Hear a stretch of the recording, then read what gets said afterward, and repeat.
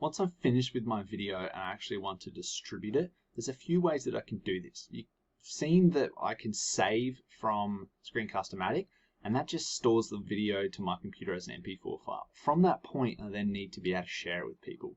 And there's a few ways you can do this. Probably one of the most common ways is YouTube. So if you just click on, if you've got an account, click on the add video and upload it, you can just add it straight to YouTube.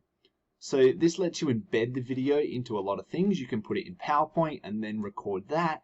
You can play it in just about any platform, which is a big advantage of YouTube, that it plays within the platform. It has its own media player. You can share the link through any medium, and you can get followers to follow your page, unlike me. Google Drive. You can upload this to your Google Drive from the computer.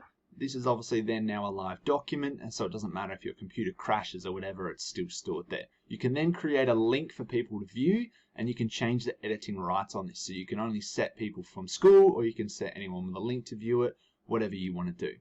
You can then add this link within OneNote, Teams, Canvas, etc. One of the big limitations here is that the Google Drive links open Google Drive. So you can't play this as an embedded file within a lot of software. It needs to be something that can then open the web browser itself. However, it is easy to organize, it's easy to rename, put in folders and move around. It's a little bit trickier in YouTube. You can still do it, but it does take a lot more steps. You can share it directly. So you could just send that file to someone. If it's small enough, you could email it.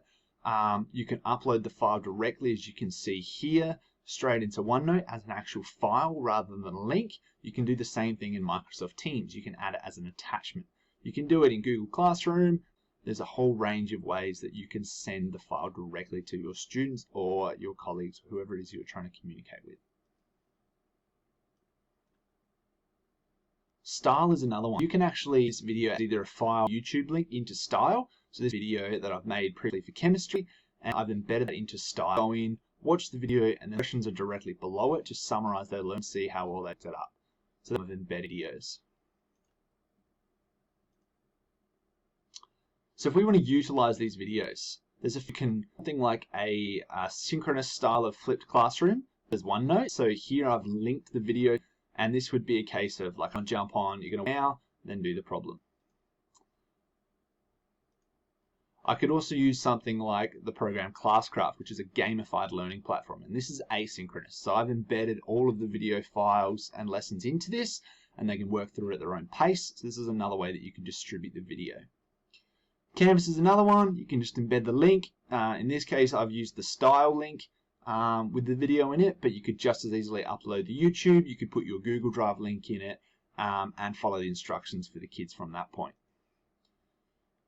You can also use Style, as I mentioned before. You can upload it into there, and that's a great way to share the video.